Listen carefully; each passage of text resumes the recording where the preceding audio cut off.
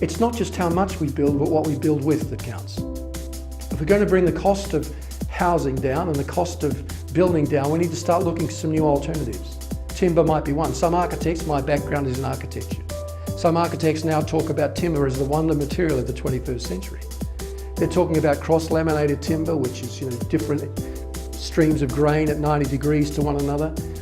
This particular technology allows us to build on sites that are quieter and cleaner, are less polluted, is faster construction in most instances, and they have fewer workers involved. And yet, these buildings made of timber meet all the seismic and thermal and acoustic regulations required in most developed world governments.